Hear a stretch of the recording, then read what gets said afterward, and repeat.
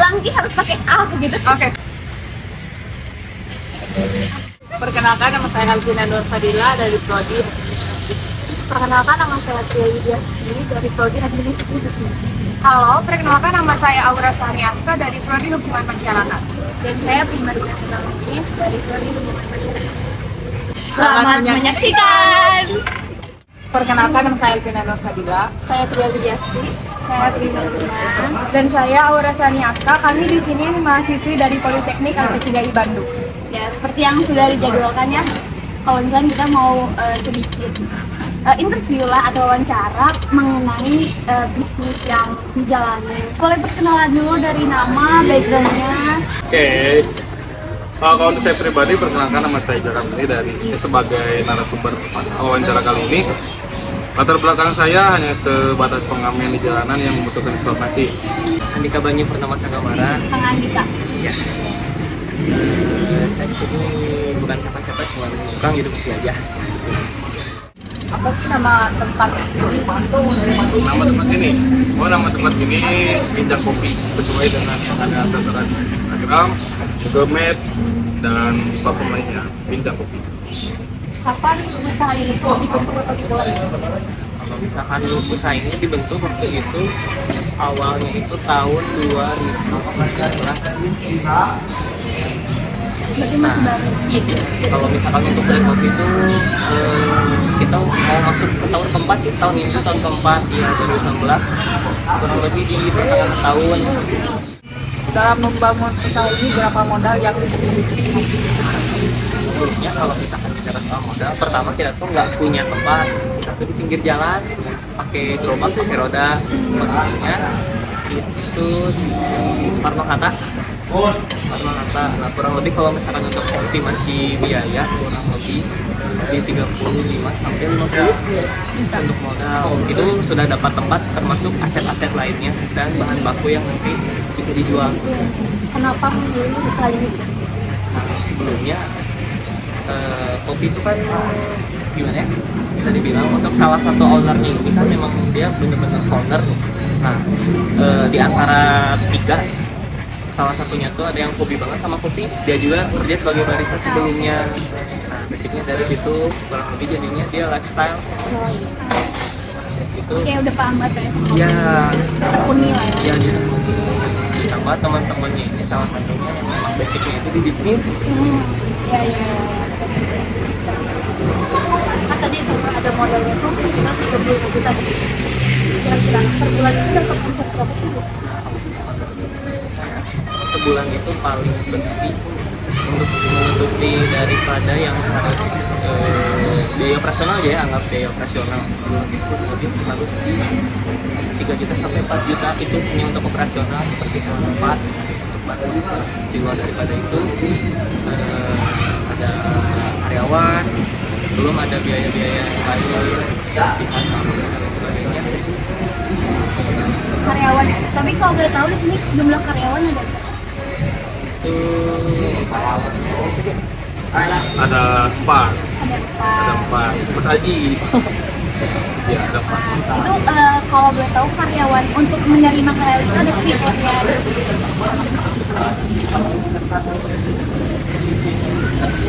bukan ada ya.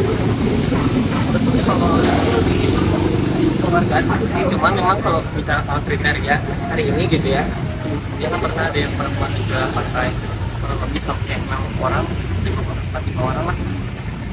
Kriterianya di mana mereka tuh dapat job desk untuk market, di mana biar mereka tuh bisa narik masa dari di sana. kan tadi karyawan tuh kekeluarga. Di keluarga sendiri kan kalau konflik ada aja ya. Kalau misalkan sebagai katakanlah ya pria pemimpinnya di sini. Kalau misalkan kayak ada konflik, pernah ada nggak sih konflik antar karyawan atau akamnya sama karyawan? Apa tuh contoh kalau ada konflik yang besar?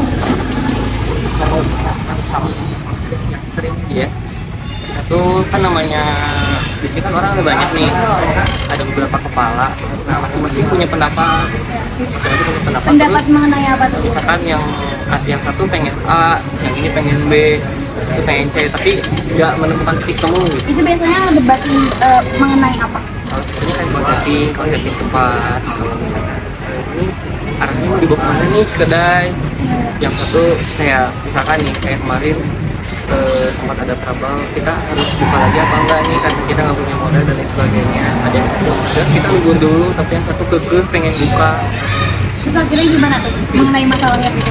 Nah akhirnya kita bener-bener yaudah kita keep dulu sebentar gitu, terus dinginin dulu aja kepalanya, terus ketemu jalan. Ada aja gitu jalannya tuh, apakah memang karena kita yang tadinya nggak punya modal tiba-tiba ada pemodal, atau misalkan masing-masing mau mengeluarkan uang pribadinya untuk gitu, biar kita jalan lagi gitu. Tadi kan juga teman-teman udah banyak nanyain tentang omset, karyawan, terus kayak problem apa aja yang ada di sini karena kan kepalanya di sini banyak. Tapi aku dari tadi tuh salfok sama tulisan bincang itu bukan sekata-kata cuman bincang biasa doang. Kira-kira itu filosofi kita, filosofi akan mengambil kata bincangnya itu gimana? Ini kalau misalkan aku nih ya, kalau misalkan melihat bincang ini, kan ini kalau setahu aku ini tuh ejaan lama. Ada ejaan lama sih setahu aku. Jadi itu kan harusnya bincang tuh kan BNCANG kan, bincang hanya cuma berbincang aja kan gitu. Nah kalau misalkan di sini kan itu namanya bincang. Nah itu tuh antara bin di sini itu antara bin kopi atau memang bahasa ejaan lama. Soalnya dulu tuh udah kalau sebelum muncul ini tuh ada namanya kalopsia. Sebelum masuk kalau bincang sendiri, tapi di sini tuh biar ngobrol. Karena kalau ngopi nggak sambil ngebincang tuh sama aja kayak mati. Iya kurang lebih sih itu, kadang suka main HP kan nggak rame gitu. Kan tadi pasti ada yang termasalahkan gitu ya kan, dari cara menyampaikan juga ada seperti apa. Tapi untuk dari apanya sendiri gitu ya, ke karyawan itu biasanya ada motivasi nggak sih? Ya. Ini bagaimana? Kan biasanya adanya tuh karyawan yang kayak apa sih, kayak jadi kalau dia moodnya jelek jadi ke bawah gitu loh ke pekerjaan. Nah itu gimana kalau perempuan gitu? Nah, kalau diurang nih gini ya, untuk masalah seperti itu, Ya. Anggaplah jadi barista di bintang kopi atau kerja di bintang kopi, anggaplah bermain. Jadi kalau misalnya emang kerja kan emang kualitasnya itu emang serius bahwa itu kerja. Tapi kalau misalnya emang kerja sambil main itu nggak perlu serius, pasti ada bencananya kan. Have fun lah gitu. Jadi apapun yang kalian hadapi atau apapun masalah kalian, have fun aja gitu, enjoy. Ya sih. Tapi pernah nggak sih ada karyawan yang kayak dia bad mood terus ngaruh ke pekerjaan? Kalau yang bad mood sih pasti ada ya. Cuma kalau misalnya itu masalah harus ke pekerjaan sih enggak. Profesional ini. Yang diutamakan sekarang itu apa sih dalam membangun bisnis ini? Pertama, konsisten. Terus apa lagi? Konsisten terus satu pikiran jalan. Lalu Juga dimana emang kita teh menjalankan sebuah bisnis ada satu kepala lebih. Hal pertama yang harus kalian lakukan itu adalah satukan tujuan dulu. Jangan sampai emang dimana kalian ada banyak kepala, tapi setiap kepala itu punya tujuan yang beda. Jangan sampai seperti itu. Jadi harus disatukan dulu tujuannya mau dibawa kemana, mau gimana. Nah setelah itu tujuan, kita harus bangun chemistry solid lah ini. Untuk kedepannya lebih mudah. tujuan. Sama tadi kan aku juga dengar kalau ini udah jalan hampir 4 tahun, mungkin udah 4 tahun ya. Kan itu juga kalau 4 tahun kita bicara soal waktu kan bukan waktu yang singkat nih gitu. Kira-kira selama 4 tahun bincang kopi berdiri itu prinsip manajemen apa aja yang udah diterapin di sini, entah itu dari ownernya atau karyawannya? Kayaknya chemistry antara owner sama karyawan tuh emang dapet gitu ya, nggak yang terpaku sama stereotype yang kayak kalau owner tuh ya di atas gitu. Tandanya mungkin nggak terlalu terpaku sama manajemen level ya, kayak top, middle, sama yang lower level itu. Ya itu nggak jauh dari itu sih kalau untuk ditinggalin. Tapi yang jelas mah kan satu tujuannya itu kan, Ya. balik lagi kuliah gitu. Jadi emang itu sering dikasih tahu bahwa anggaplah bintang itu punya kalian gitu kan. Jadi emang maksudnya punya kaliannya, jadi kita tuh harus menjaga bintangnya sebaik mungkin. Anggaplah punya barang sendiri gitu, dirawat gitu kan. Gimana caranya? Bukan hanya dirawat, jadi di-upgrade jadi lebih baik. begitu. Jadi untuk masalah prinsip manajemen ya kita pun prinsip manajemennya rock and roll. Ini ada yang baru ya, ada manajemen rock and roll. Closing statement dari akang-akang yang ngejalanin bisnis ini selama 4 tahun. Ini kan konteksnya bisnis manajemen kan. Ya. Hal utama apabila kalian ingin memulai bisnis, kemauan. Setelah kemauan, konsisten. Kirain modal. Kalau nggak ada modal ya. Modal juga ya sama konsisten. Enggak, itu kan kalau Kalau nggak ada modal, modal dulu. kalian punya modal tapi gak punya kemauan mau jadi apa? Bener. Berarti modal nomor berapa tuh? Nomor 3. Teamwork, teamwork nomor berapa? Teamwork tuh kalau kalian udah punya tim, kalau udah punya tim ya udah gak punya dasar teamwork. Tim, ya berarti work. Betul, gak ada timnya.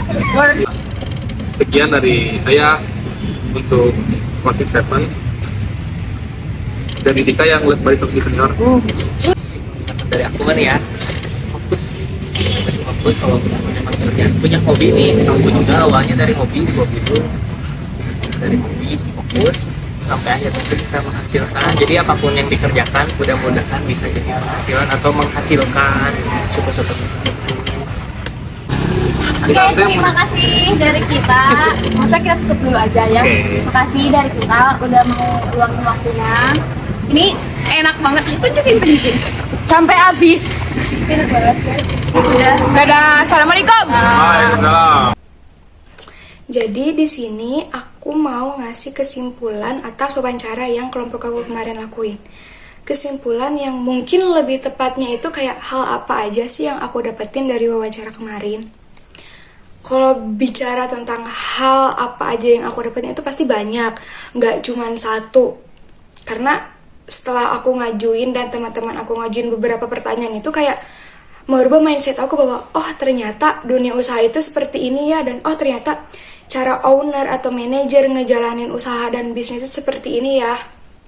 Tapi dari wawancara kemarin yang paling berkesan banget dan yang paling kayak langsung oh ternyata gini ya, itu waktu ownernya bilang bahwa di Bincang Kopi, di tempat yang kelompok aku wawancarain kemarin itu nggak cuma ada satu owner, nggak cuma ada satu manajer. Yang otomatis aku tuh langsung mikir kayak, loh, satu manajer aja kadang buat menyampaikan opininya aja dan buat menyimpulkan opininya aja itu kadang masih ada yang merasa kesulitan. Sedangkan ini tuh ada lebih dari satu yang otomatis ada berbagai macam opini yang harus dijadikan satu tujuan. Makanya aku langsung mikir kayak, ini keren sih, ini gokil sih. Karena yang aku tahu, yang namanya owner atau manajer itu biasanya satu atau dua, enggak yang kayak sampai 4 gitu, enggak. Makanya aku langsung mikir kayak, oh tandanya dari, anggap aja per orang itu, per owner itu punya satu opini. Dan anggap aja untuk menyimpulkan dari 4 opini itu bukan hal yang mudah. Karena pasti dari si A, si B, si C, dan si C, E, dan si D itu pasti punya pemikiran yang beda-beda. Otomatis kayak mereka keren sih, aku akuin mereka keren bisa menyimpulkan opini-opini mereka, bisa nemu titik tengahnya dan nemu tujuannya buat memperlancar Bincang Kopi. Seperti itu. Masuk ke pertanyaan selanjutnya, yaitu bagi seorang manajer atau pemimpin, manakah yang lebih penting antara teori atau pengalaman dalam menjalankan perusahaan? Manakah yang lebih penting antara teori atau pengalaman? Bagi aku sendiri, teori atau pengalaman itu sama-sama penting. Karena bagi aku juga ya, teori dan pengalaman itu memiliki keterkaitan dan emang harus memiliki keterkaitan bagi aku. Jadi, di satu sisi, dengan adanya teori, kita tuh jadi tahu tentang ilmu atau pengetahuan dalam menjalankan bisnis. Tapi, dengan adanya pengalaman itu, bisa kita jadiin sebagai tumpuan atau tolak ukur atas kerja kita ke belakang itu kayak gimana. Jadi, kalau misalkan kita simpulin nih antara teori atau pengalaman itu, yang jelas, teori dan pengalaman itu nggak bisa berdiri sendiri dan harus memiliki keterkaitan. Karena kenapa? Karena Ketika kita sudah bisa ngeblend antara teori dan pengalaman itu untuk menjadi satu keterkaitan, menjadi satu tujuan, menjadi satu jalan, maka saat itulah kita mampu menjalankan perusahaan secara profesional. Pertanyaan terakhir yaitu tentang uraikan secara singkat apa yang menjadi tantangan bagi seorang manajer yang menjalankan organisasi atau perusahaan berbasis jasa pelayanan di era perkembangan digital. Dan apa langkah-langkah yang harus dilakukan seorang manajer untuk menghadapi era digital tersebut. Sebagai seorang manajer yang ingin bersaing di era digital itu pasti harus paham betul sama yang namanya otomasi kerja. Dan otomasi kerja itu sendiri memiliki pengertian yang mana pekerjaan yang biasanya dilakukan oleh manusia itu diganti oleh mesin atau robot. Contoh simpelnya dan contoh yang paling sering kita lihat adalah pintu tol, penjaga pintu tol. Di mana saat kita akan melakukan transaksi pintu tol itu sekarang sudah menggunakan mesin. Sedangkan dulu kita itu masih melakukan transaksi itu dengan penjaganya langsung, dengan manusianya langsung. Tapi untuk langkah-langkah apa saja yang harus dilakukan oleh seorang manajer itu yang pertama harus inovatif. Terus juga harus mengikuti era modernisasi infrastruktur. Terus